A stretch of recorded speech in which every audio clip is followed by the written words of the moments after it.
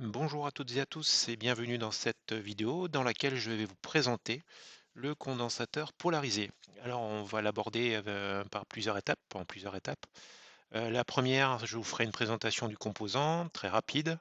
Ensuite, je vous donnerai quelques domaines dans lesquels ils sont utilisés. Ensuite, nous aborderons la charge et la décharge d'un condensateur. Donc on verra comment calculer très simplement le temps de charge d'un condensateur et également de la même manière la décharge.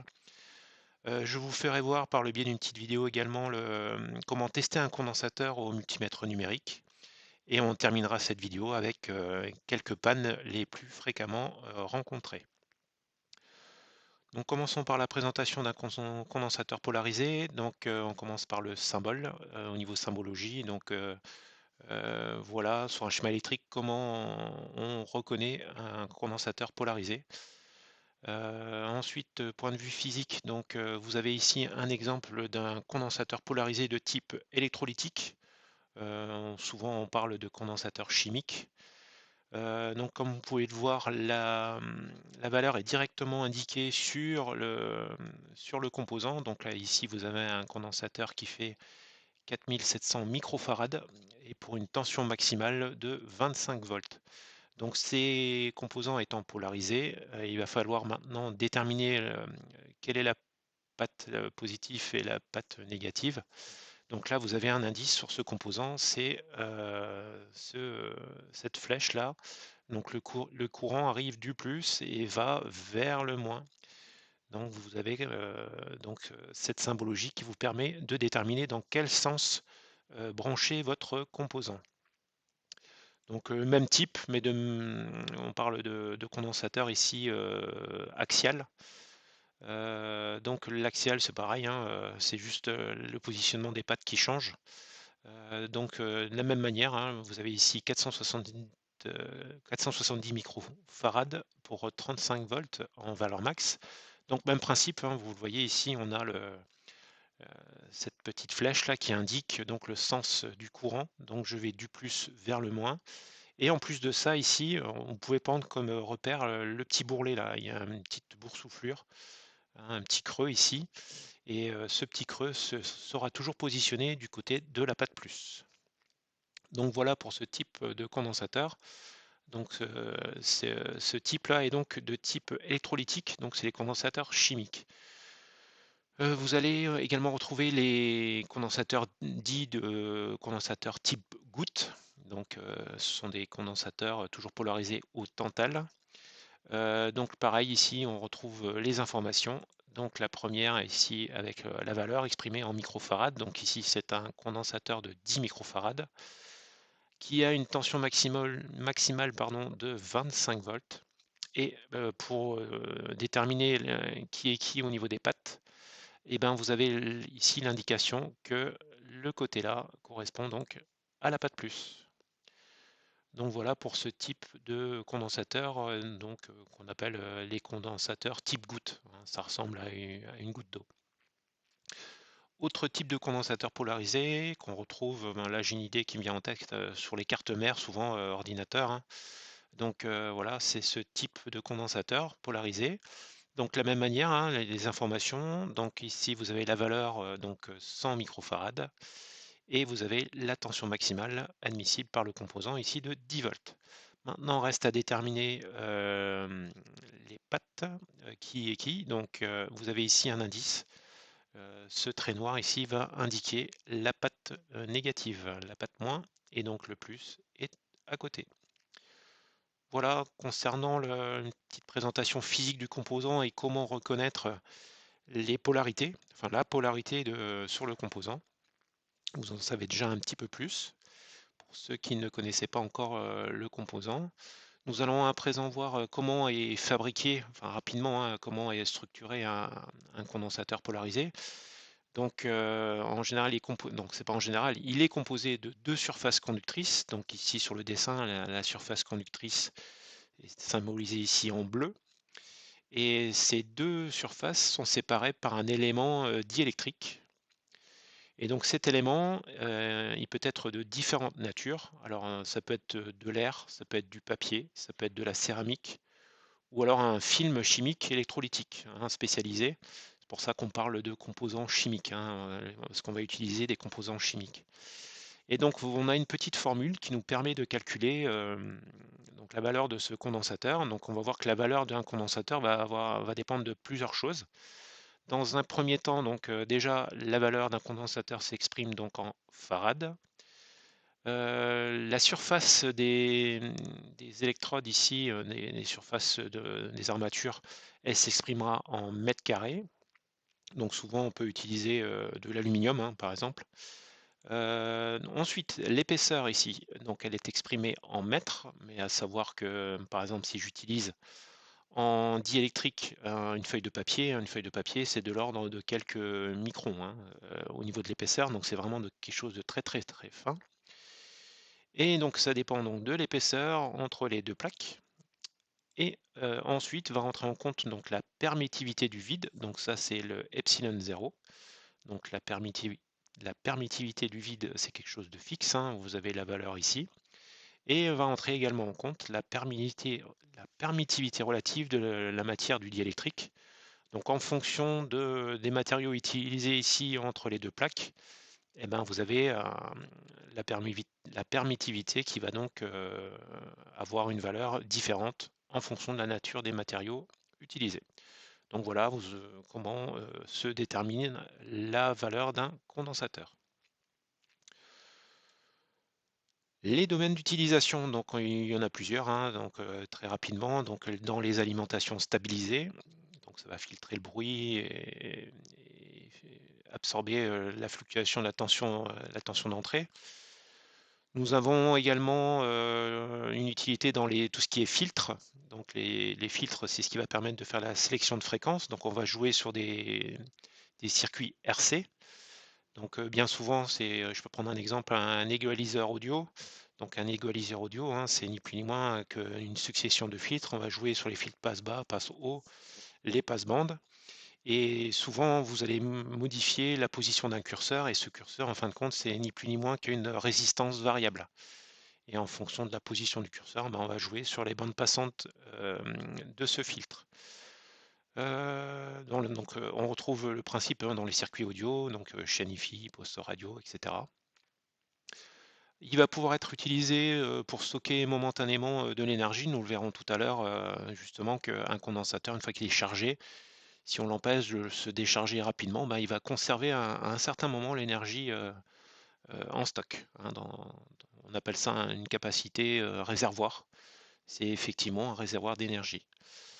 Et nous verrons également, enfin non, nous ne le verrons pas, c'est un exemple, mais on va pouvoir l'utiliser pour un réglage de temps. Donc là, un exemple, un monostable.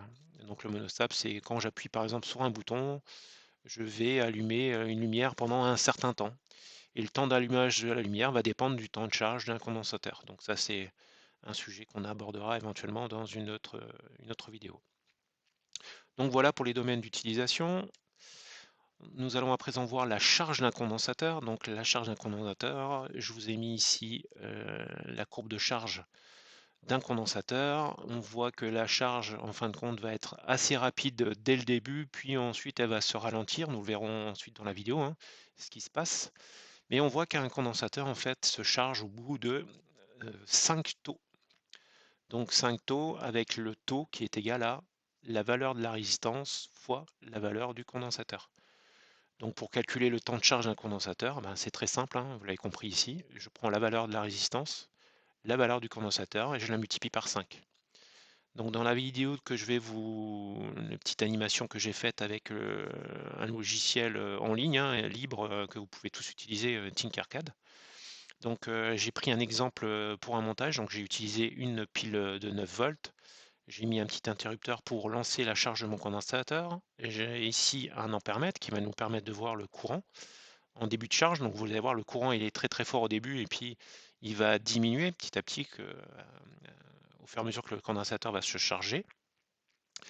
J'ai utilisé une résistance ici de 2 kΩ, donc 2000 ohms, et un condensateur donc polarisé de 1000 microfarads, aux bornes duquel j'ai mis un voltmètre. Donc là, pour l'exemple, donc avec la résistance de 2000 ohms, le condensateur de 1000 microfarads, je fais mon calcul et mon condensateur, en fin de compte, se charge en 10 secondes. Donc on va le voir, hein, vous allez le voir ici, hop, dans la vidéo. Donc là, j'appuie sur le bouton, vous voyez la tension ici qui augmente, le courant ici qui diminue, et une fois que le condensateur est chargé, vous allez voir que le courant s'arrête en fin de compte. J'ai plus de circulation de courant. Donc ici, j'ai mon circuit dans lequel circulait mon courant. Et donc on voit ici que mon condensateur s'est chargé et atteint la valeur de 9 volts. Donc le condensateur prendra toujours la valeur de la tension qu'on lui applique. Donc attention quand on utilise un condensateur polarisé de prendre bien sa valeur. Ne jamais dépasser une tension supérieure à la valeur indiquée sur le condensateur, au risque de détériorer. Donc ce que je prends comme exemple souvent, c'est en gros, c'est un condensateur, c'est un réservoir. Si ici j'ai un réservoir de 9 litres d'eau, au maximum, je vais pouvoir mettre 9 litres d'eau dans mon condensateur. Si ici j'ai 10 litres d'eau et je veux remplir un condensateur qui en fait 9, on est bien d'accord que ça va déborder. Électriquement, ça veut dire que vous allez le casser, éventuellement le casser, hein, en fonction de la tension que vous lui appliquez. Donc voilà, je viens de vous montrer donc la charge du condensateur. Donc vous avez vu hein, à peu près 10 secondes. Et une fois que je relâche ici mon interrupteur, ben, en fin de compte, mon condensateur, ben, vous voyez qu'il reste chargé. Il ne peut pas se décharger par le biais de cette résistance. Pourquoi? Puisque ici le circuit est ouvert. Et ici, pour l'instant, j'appuie pas encore sur le bouton, donc le condensateur ne peut pas se décharger. Donc voilà pour la charge. Nous allons à présent voir la décharge, donc c'est pareil, hein, on considère que, donc vous voyez ici, hein, la vidéo, j'ai repris la même avec le condensateur qui est chargé. Nous allons voir ce qui se passe quand on va ici appuyer sur ce bouton. Donc le temps de décharge, c'est pareil, la formule est la même, vous voyez qu'on va passer de 100% de sa charge à le vider quasi de manière nulle, hein, au bout de 5 taux. Donc le calcul est identique. Donc là, dans l'exemple, j'ai pris deux exemples. Un exemple où j'ai une résistance, donc là c'est le schéma que vous avez sous les yeux avec donc le condensateur chargé. Ici, vous allez voir que je vais appuyer sur le bouton poussoir. J'ai pas de résistance de décharge, donc c'est-à-dire que la résistance ici est nulle. À ce moment-là, le temps de décharge il est instantané. En gros, c'est le principe un peu de, je ne sais pas si vous avez déjà utilisé un appareil photo jetable, avec un flash, par moment, il fallait attendre un certain temps avant de pouvoir à nouveau appuyer sur le flash. Mais en fin de compte, le temps que vous attendiez, c'était le temps que le condensateur à l'intérieur de votre appareil photo se charge et vous aviez une petite loupiote qui s'allume et qui vous indiquait que ça y est, c'est bon, tu peux utiliser le flash et vous appuyez sur le bouton et vous alliez le décharger instantanément dans le flash de l'appareil photo. Donc c'est ce que j'ai pris un peu comme exemple ici. Donc un exemple où on aura une décharge pardon, instantanée. Et le deuxième exemple avec une résistance de 1000 ohms, donc, ou 1 kilo-ohm. Le condensateur, je n'ai pas changé sa valeur, hein. Et là, on aura un temps de décharge de 5 secondes. Donc on verra ça au niveau de la vidéo. D'ailleurs, c'est ce qu'on va voir tout de suite. Donc ici, regardez bien, 9 volts. Je vais appuyer sur le bouton de l'interrupteur et vous allez voir la lampe s'éclairer rapidement. Et voilà, ça y est, le condensateur, vous voyez, est déchargé instantanément. Donc dans la foulée, je prends un deuxième exemple. Donc je vais venir insérer un interrupteur entre ici l'interrupteur et ma lampe. Donc là, j'utilise une résistance de 1 kilo-ohm que je vais donc raccorder à ma lampe. Donc là, voilà. Donc ça, c'est un logiciel libre hein, que vous pouvez tous utiliser pour faire des petits montages, voir un peu comment se comportent les composants électroniques, et qui peut être plutôt intéressant quand on découvre le domaine. Donc voilà, je vais mettre en route et je vais charger mon condensateur. Donc vous voyez, hein, encore une nouvelle fois, le condensateur se charge à partir de la résistance de 2 kΩ. Donc on met à peu près 10 secondes à se charger jusqu'à atteindre les 9 volts. Le courant ici baisse. Voilà, le condensateur est chargé. Je vais à présent le décharger à travers la résistance et là vous allez voir qu'il va mettre environ 5 secondes pour se décharger complètement. Donc je vais appuyer dessus, la lampe est allumée et vous voyez la tension qui chute et elle atteint quasi, donc on va atteindre les 0 millivolts. Donc normal, hein, 0 millivolts, ici la lampe ne s'allume plus. Et voilà pour la décharge d'un condensateur. Il nous reste à voir à présent donc comment on teste un condensateur au multimètre numérique.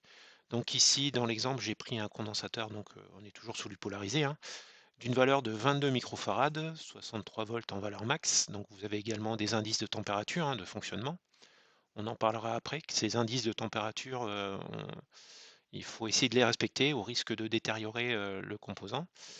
Et donc nous allons voir comment tester le condensateur, donc le multimètre. Donc nous allons ici la position capacimètre, la borne qui nous permet de mesurer la capacité. On va commencer par câbler la borne commune, ensuite donc la borne qui nous permet de faire la mesure de capacité. Je positionne le, le multimètre sur fonction capacimètre et ensuite je fais ma mesure en respectant la polarité. Hein, je mets le plus sur le plus et le moins sur le moins. 21,27 micros. Donc on est plutôt pas mal, hein. Pour une valeur théorique de 22, on peut considérer que le condensateur il est de bonne facture. Et voilà, le test est très rapide, vous avez vu, hein, en quelques minutes, le condensateur est testé. Nous allons à présent terminer avec les quelques pannes les plus fréquemment rencontrées. Donc les pannes sont dues, alors déjà dans un premier temps, quand vous achetez un condensateur, ils sont prévus pour durer pour une certaine durée. Donc vous verrez dans les caractéristiques, hein, là j'ai mis un exemple, hein, 25 000 heures de fonctionnement.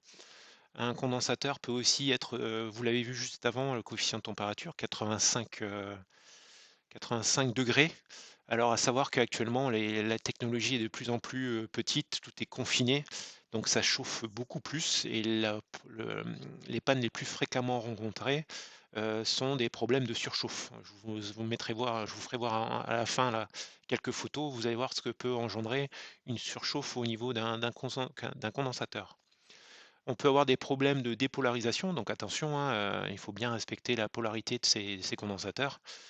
Si vous inversez la polarité, ça m'est déjà arrivé, ces composants peuvent exploser, hein, en fonction des tensions en inverse, qui sont appliquées. Les condensateurs là, explosent. Donc les phénomènes de surtension, je le disais tout à l'heure avec, l'exemple du réservoir d'eau, hein. Dans un réservoir d'eau, s'il est prévu de mettre 10 litres, on va pas pouvoir en mettre 100. Donc si on fait le ratio avec, enfin la comparaison avec le milieu électrique, ne mettez pas du 100 volts sur un condensateur qui peut en accepter que 10.